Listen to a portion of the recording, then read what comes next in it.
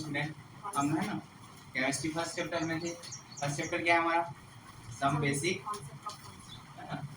Concept of. तो main जो topic हमारा रहेगा क्या रहेगा? लॉ ऑफ केमिकल कंबाइनेशन, मतलब रासायनिक संयोजन का नियम। ठीक है, क्या रहेगा हमारा हेडिंग आज का? रासायनिक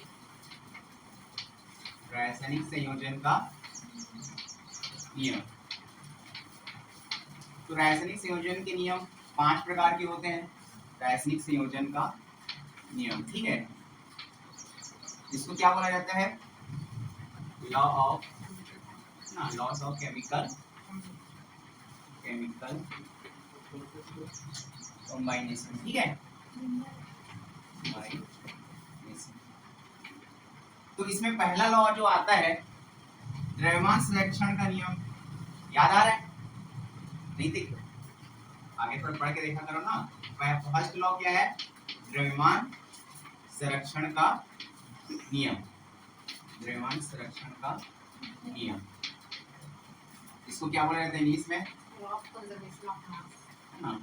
लॉ, इंग्लिश में बोलते हैं इसको लॉ ऑफ मास कन्वर्जेशन भी बोल सकते हैं, या conversation of mass, law of मास, ठीक है। तो द्रव्यमान संरक्षण का नियम आपको पता है कि जो द्रव्यमान होता है जिसको ना तो क्या किया जाता है, उत्पन्न किया जाता है, और ना ही नष्ट किया जा सकता है। मतलब होता है कि नहीं होता है? सुनिए नहीं कि जो द्रव्यमान, लिखना नहीं है अभी, पहले मेरी बात सुनिए, अभी नोट्स नहीं बनाना है। तो द्रव्यमान क्या होता है? एक क्या होता है? मीटर होता है, जिसका क्या होता है? आकार और आयतन क्या होता है? निश्चित होता है ना एक पदार्थ। तो उस पदार्थ को हम ना तो बना सकते हैं और ना ही उसको क्या किया जा सकता है? नष्ट किया जा सकता है, ठीक है। तो द्रव्यमान संरक्षण का नियम को किसने दिया था? है ना, द्रव्यमान संरक्षण का नियम इट वाज गिवन बाय, कौन दिए थे ये नियम को? है ना, लेवोजियर, ठीक है, लेवोजियर। मतलब इस नियम को, द्रव्यमान संरक्षण के नियम को किसने दिया था? लेवोजियर ने। और इसको टेस्ट किया गया था, है ना, और टेस्ट किया गया था, कौन टेस्ट किए थे? लैंडलॉर्ड करके, है ना, क्या नाम है? लैंडलॉर्ड। इन्होंने इस नियम को क्या किया था? परीक्षण किया, ठीक है। इस नियम को दिया किसने था? लेवोजियर, है ना, और टेस्ट किसने किया था? है ना, लैंडलॉर्ड, LANDOLD, है ना। तो इसका डेफिनेशन जैसे लिखेंगे तो इसका according to this law, English में पहले लिख देना, है ना, अकॉर्डिंग टू दिस लॉ, ठीक है। अकॉर्डिंग टू दिस लॉ मतलब कहने का है the mass can be, the mass, English medium से आपके लिए आज yes. ये लिख लोगे, लिखना पड़ेगा। The mass can be created, book में दिया हुआ है क्या definition? The mass can be created nor be, है ना, nor be destroyed, in a balanced chemical reaction or physical reaction, chemical reaction या और physical reaction। डेफिनेशन दिया है बुक में, हाँ दिया है ना बुक में, दोनों सबके में। मतलब देखो हिंदी में क्या है, इस नियम को किसने दिया था? लेवोजियर ने। किसने प्रयोग किया था? लैंडोल्ट ने। तो इस नियम के अनुसार द्रव्यमान को न तो बनाया जाता है या उत्पन्न किया जा सकता है और न ही नष्ट किया जा सकता है, चाहे केमिकल मतलब रासायनिक अभिक्रिया हो चाहे भौतिक अभिक्रिया, न तो उसको बनाया जा सकता है और न ही उसको नष्ट किया जाता है। इस नियम को बोला जाता है द्रव्यमान संरक्षण का नियम, ठीक है। लेकिन इसका सेकंड पॉइंट होता है, इसको हम one form is changed into another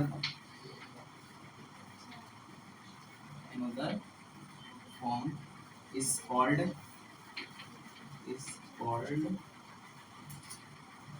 Gauss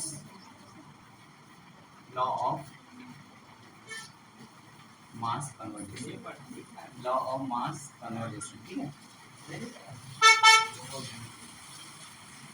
मतलब देखो ये तो ऊपर नहीं, लेकिन है ना, द्रव्यमान को एक रूप से दूसरे रूप में क्या किया जा सकता है, परिवर्तित किया जा सकता है। इसका जो सेकंड फॉर्म क्या है इसका, किसी को द्रव्यमान संरक्षण का नियम करते हैं, ठीक है, उसको एक रूप से दूसरे रूप में परिवर्तन किया जा सकता है, लेकिन उसको बनाया नहीं जाता, उसको चेंज किया जा सकता है बस। ठीक है, one form is change into another form is called as law of mass conversation. ठीक है, फॉर एग्जांपल हिंदी में लिख लेंगे, दिया हुआ है, उसको भी लिखना पड़ेगा, नहीं लिखना पड़ेगा ना, तो कुछ एग्जांपल आप देख लेते हैं। ठीक है, यहाँ तक क्लियर आपको आया?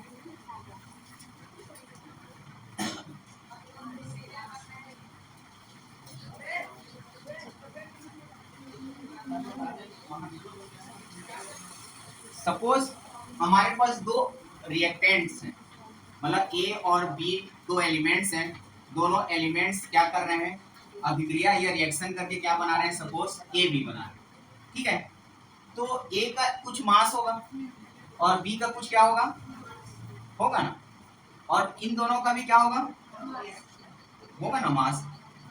तो यदि मास है तो जैसे हमने देखो ए की जगह हमने क्या लिया, मान लो H लिया, और इसके जगह हमने क्या लिया, O2 लिया, H2 लिया, ये दोनों मिलके क्या बना रहे हैं, सपोज H2O बना रहे हैं। ठीक है, तो H का जो द्रव्यमान होता है कितना होता है, वो तो एटॉमिक नंबर होता है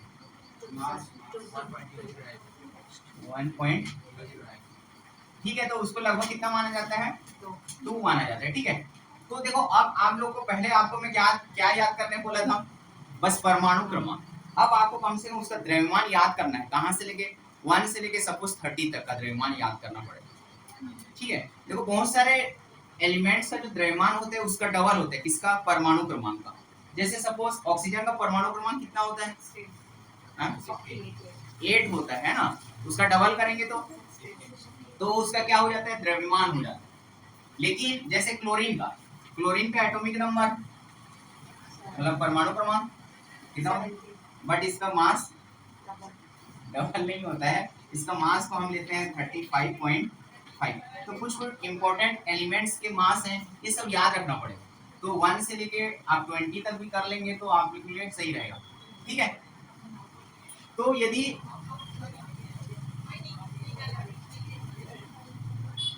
अब एक पॉइंट यहाँ पे देखो, 2 पॉइंट बता दिया था, क्या क्या बताया था इस लॉ में, कि द्रव्यमान को तो उत्पन्न किया जाएगा और ना ही नष्ट किया जाएगा। सेकंड पॉइंट बताया था कि एक रूप से दूसरे रूप में, थर्ड रूप ये एक और होता है इसका पॉइंट, थर्ड पॉइंट क्या होता है, जैसे ये अभिकारक है, इसको हम क्या बोलते हैं, अभिकारक या रिएक्टेंट्स, इंग्लिश में क्या बोलते हैं, रिएक्टेंट्स। ठीक है, और हिंदी में क्या बोलते हैं, अभिकारक।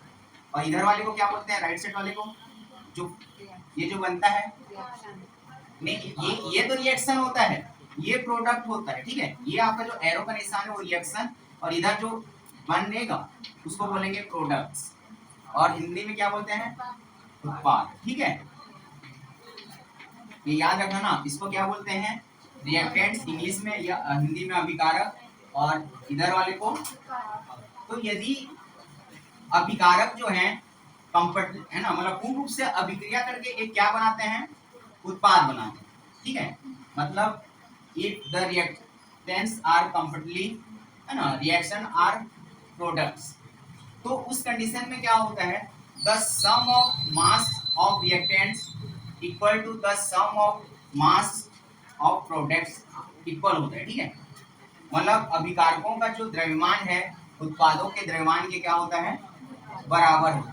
अब जैसे देखो चेक कर को निकाल लेते हैं, जैसे हाइड्रोजन का द्रव्यमान कितना होता है, अभी बताया था कितना होता है, 2 होता है ना, हम 2 लेते हैं उसको। ठीक है, तो यहाँ पे हाइड्रोजन, बट एक और कंडीशन, ये आपका जो रिएक्शन या अभिक्रिया हो बैलेंसिंग है कि नहीं है, संतुलित है समीकरण, कंफर्म है, नहीं है, तो इसको पहले आपको बैलेंस करना पड़ेगा। तो बैलेंस कैसे करते हैं, देखो यहाँ हाइड्रोजन कितना है, 2, इधर 1, ऑक्सीजन और इधर तो यहाँ पे हमको 2 करना पड़ेगा, यहाँ तो 2 नहीं कर सकते, उसके सामने ही किया जाता है। तो ये ऑक्सीजन 2 हो गया, बताओ हाइड्रोजन 4 हो गया। तो हमको क्या करना पड़ेगा बैलेंसिंग के लिए, यहाँ पे 2 करना पड़ेगा ना। तो यहाँ 2 करेंगे तो यहाँ पे देखो हाइड्रोजन का जो द्रव्यमान होता है कितना होता है, 2 होता है ना, और यहाँ पे हाइड्रोजन का नंबर कितना है, 2 और 2 इंटू 4 हो गया ना। तो यहाँ पे 2 इंटू 4 कर दिए, तो ये है ना, हुआ ना, ये टोटल कितना हो गया 8। और ऑक्सीजन का कितना होता है द्रव्यमान, अभी बताया था 8 होता है उसका परमाणु क्रमांक, उसका डबल 16 और ऑक्सीजन की संख्या यहाँ पे कितनी है, तो 16 और 2 कितना कितना हो जाएगा 32 होगा ना, क्योंकि 16 दूनी कितना होता है, ठीक है 16 2 या 32, इन दोनों को ऐड करेंगे तो ये कितना हो जाएगा 40 होगा ना। अब इधर का भी बैलेंसिंग वही होना चाहिए, ये उसका मास हुआ ना, किसका मास है ये, अभिकारकों का कुल मास, उसी प्रकार उत्पाद का भी कुल मास बराबर आना चाहिए। आ रहा है कि नहीं आ रहा, चेक करते हैं इसमें भी। देखो यहाँ पे हाइड्रोजन कितना है, 2 है, 4 है ना, ये 2 और ये 2 टोटल 4 है ना, और उसका मास कितना होता है 2 होता है ना, तो 4 इंटू 2 हुआ। यहाँ पे ऑक्सीजन कितना है 2 है, लेकिन अलग अलग टर्म है तो इसलिए ऐड करेंगे, और 8 और 2 8 मतलब इसका तो 8 होता है, लेकिन इसका मास कितना होता है 16 और 2 करेंगे तो ये भी देखो 8 हुआ, और ये भी 32, और ये कितना हो गया 40। अब देखो दोनों का मास बराबर आ रहे हैं, तो नियम लागू हो रहे हैं कि नहीं हो रहे हैं। तो देखो द्रव्यमान संरक्षण के नियम में मैंने 3 कंडीशन बताया, और ये इसका एग्जाम्पल, ठीक है। तो और एक एग्जाम्पल आप लोग बना के लाना, कार्बन और इसका बना के लाना, H2 और Cl2 का बना के लाना, सही हो रहा है कि नहीं हो रहा है, ठीक है। हाँ। ये 2 होमवर्क है ना, इसको चेक करके आना सही है कि गलत है, ठीक है। इसमें कुछ डाउट फर्स्ट वाले लॉ में बोल दीजिए, तो बनाने बोल दीजिए। तो ये समझ में आया फर्स्ट लॉ है ना, इसमें 3 पॉइंट मैंने बताया, इसको आप है ना नोट्स भी कर लेंगे, और ये 2 होमवर्क है, आप इसको चेक करेंगे, ठीक है। अभिकारकों का कुल द्रव्यमान और उत्पादों का कुल द्रव्यमान क्या होना चाहिए, बराबर होना चाहिए। नेक्स्ट हम कल सेकंड लॉ देखेंगे, ठीक है।